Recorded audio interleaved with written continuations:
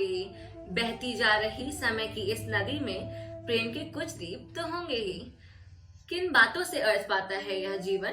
जिंदगी के कुछ तो माने होने ही चाहिए। यह तलाश न रुकती है न थकती है। सदियों से नगर, गांव, वन, बस्ती, पर्वत, एक खोज, एक तड़प, एक एहसास की जिंदगी। जो कुछ है उनसे कुछ और बड़ी हो।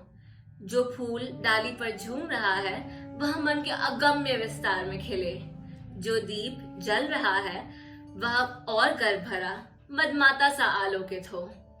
दीपावली के 5 दिवसीय उत्सव में मैं जूही मेहरा, कक्षा 11 की छात्रा, और मैं विशाखा त्रिपाठी, कक्षा 11A की छात्रा, आप सभी का हार्दिक स्वागत एवं अभिनंदन करते हैं। भारतीय समाज हमेशा से प्रकृति के नजदीक रहा है। उसे प्रकृति से नाना प्रकार के फल, फूल, औषधियां, धातुएं, बहुमूल्य रत्न और न जाने क्या क्या भी मिलता रहता है। मनुष्य सदैव ही प्रकृति से रागात्मक संबंध रखता है। अपने मन की शांति और अनंत को जानने के चाह के नाते भी वह प्रकृति से ही करता है। यही कृतज्ञता, आस्था और उत्सव का महापर्व मनुष्य के जीवन में उतरकर उसे आनंदमय बनाता है। इन बातों और अनुभवों को भारतीय समाज ने महापुरुषों की कथाओं में जोड़कर, धार्मिक संस्कारों में ढालकर जीवन का हिस्सा बनाया। दीपावली का पर्व ऐसा ही पर्व है। बृहदारण्यक उपनिषद का मंत्र है, असतोमा सद्गमय, तमसोमा ज्योतिर्गमय, मृत्युर्मा अमृतम गमय। अर्थात हम असत्य से सत्य की ओर, अंधकार से प्रकाश की ओर तथा मृत्यु से शाश्वतता की ओर चले। एक साथ जब असंख्य दिए जल उठते हैं तो समस्त वातावरण में रोग, कष्ट एवं बुराइयों के कीटाणुओं का नाश हो जाता है तथा मनुष्य की शाश्वतता की घोषणा भी होती है। दीप पर्व की उल्लेखना ब्राह्मण, पुराण एवं उपनिषद ग्रंथों में भी मिलती है। 4वीं शताब्दी में यह कौमुदी महोत्सव के रूप में प्रचलित था। दीपावली का यह पर्व अपने आप में बौद्ध धर्म, जैन धर्म तथा सिख धर्म के अतुलनीय ज्ञान गंगा के प्रकाश पर्व को समेटे हुए है। दीपावली के 5 दिवसीय पर्वों में आज पहला दिवस है धन्वंतरि दिवस। कहा जाता है कि समुद्र मंथन के दौरान आज ही के दिन देवताओं के वैद्य धन्वंतरि अमृत कलश लेकर उत्पन्न हुए थे। भारत सरकार ने आज के दिन को राष्ट्रीय आयुर्वेद दिवस के रूप में मनाने का निर्णय लिया है। जन सामान्य में आज के दिन को धनतेरस के रूप में मनाया जाता है। आज निरोगी काया एवं वृद्धि की कामना से घी के दिए जलाए जाते हैं।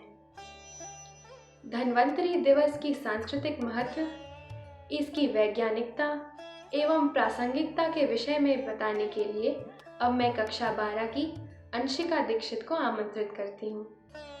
अपने दीपक स्वयं बने।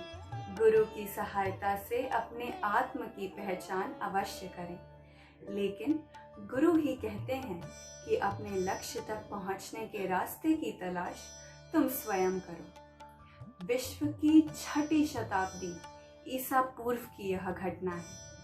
कार्तिक मास कृष्ण त्रयोदशी यानी धनतेरस की रात थी। 2 व्यक्ति जंगल में चले जा रहे थे। आगे चल रहे व्यक्ति के हाथ में दीपक था, जिसके प्रकाश से पीछे चल रहा व्यक्ति आसानी से रास्ता पार कर रहा था।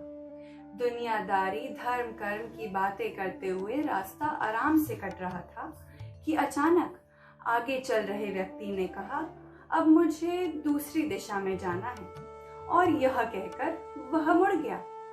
पीछे चल रहा व्यक्ति अवाक अंधेरे में खड़ा रह गया। यही कहा था बुद्ध ने अपने शिष्य आनंद से अपने अंतिम समय में, अब दीपो भव। और यही कहता है हमारा भारतीय दर्शन कि अपने दीपक स्वयं बनो। हवा में विद्यमान ऑक्सीजन को स्वच्छ रखो, जिसके कारण हम सभी इस धरती को रोशन कर रहे हैं। अपने हृदय की बाती को तेल में भी रखो और तेल के बाहर भी, अर्थात अपना संतुलन स्वयं बनाए रखो। मैं अंशिका दीक्षित, सेठ एम.आर. जयपुरिया स्कूल, गोमती नगर, कक्षा 12 की विद्यार्थी, आप सभी को धनतेरस की हृदय से बहुत बहुत शुभकामनाएं देती हूँ। धनतेरस में धन क्या है? लोक में कहा गया है, पहला सुख निरोगी काया, दूजा सुख तब घर में माया। अंग्रेजी में भी एक प्रसिद्ध सूक्ति है, हेल्थ इज वेल्थ, अर्थात स्वास्थ्य ही धन है। इसका भाव यह है कि मानव के पास जब तक अच्छा स्वास्थ्य ना हो तब तक वह कुछ नहीं कर सकता। यदि मनुष्य का स्वास्थ्य अच्छा होगा तभी वह अपनी आर्थिक स्थिति मजबूत कर सकता है।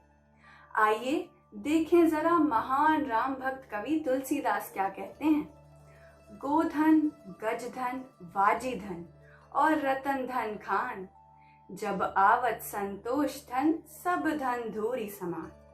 इसका भाव यह है कि मनुष्य के पास भले ही गोधन, गजधन या वाजीधन अर्थात हाथी या घोड़ा या फिर हीरे जवाहरातों से भरी खाने क्यों ना हो, किंतु उसे और की लालसा हमेशा रहती है और यही लालसा उसके मानसिक एवं शारीरिक बीमारी का कारण बन सकती है।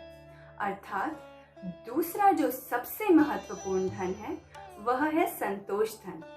धन्वंतरी इसी शारीरिक और मानसिक स्वास्थ्य के देवता हैं। समुद्र मंथन चल रहा था, धन्वंतरी अमृत कलश लेकर प्रकट हुए थे। इसी अमृत कलश लेकर प्रकट होने के कारण इस दिन बर्तन खरीदने की परंपरा है। लोग इस दिन चांदी धातु भी खरीदते हैं। चांदी धातु शीतलता का प्रतीक होता है और यह शीतलता हमारे मन में संतोष के रूप में वास करती है। धनतेरस की रात को मुख्य द्वार एवं आंगन पर दिए जलाने की प्रथा है। काशी की आर्काइव में भी धनतेरी की चर्चा मिली है। काशी नगरी के संस्थापक महाराज काश के पुत्र थे धन। धन विष्णु भक्त थे। धन के पुत्र का नाम था धन्वंतरी। धन्वंतरी रोगों के निराकरण में निष्णात थे।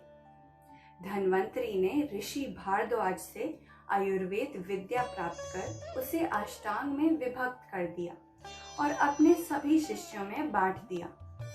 यह विद्या लोकप्रिय हो गई और लोग इन्हें ही इस विद्या का जन्मदाता मानने लगे। विष्णु पुराण में यह परंपरा कुछ इस प्रकार है। काश काशे राष्ट्र दीर्घ तपा, धन्वंतरी के तुमान भीरथ दिवोदास। धन्वंतरी की साधना के लिए यह साधारण सा श्लोक है, ओम धन्वंतराय नमः। भारत सरकार के आयुष मंत्रालय ने धनतेरस या धन्वंतरी दिवस को राष्ट्रीय आयुर्वेद दिवस के रूप में मनाने का निर्णय लिया है। यह दिवस चिकित्सकों के लिए बहुत ही महत्वपूर्ण होता है क्योंकि धन्वंतरी एक बहुत महान चिकित्सक माने जाते हैं। आज जब सभी चिकित्सक हमारे समक्ष एक योद्धा के रूप में खड़े हैं, तब हमें यह त्योहार उनके समर्थन में मनाना चाहिए। तो धन्वंतरी दिवस का मुख्य संदेश ग्रहण करते हुए हम सभी स्वास्थ्य धन अर्जित करते हैं और यह कामना करते हैं कि हम सब विद्या एवं धन धान्य से परिपूर्ण हों। और हम ऐसी कामना करते हैं कि हम सभी 100 वर्ष तक एक सार्थक जीवन व्यतीत करें। कवि गोपाल दास नीरज ने सच कहा है,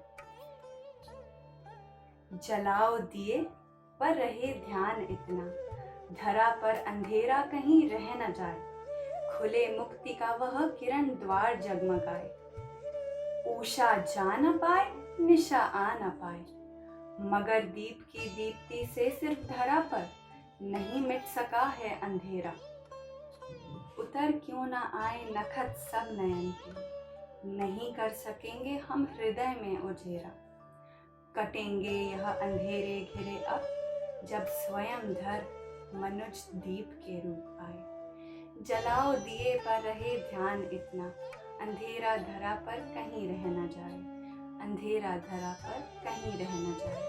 धन्यवाद।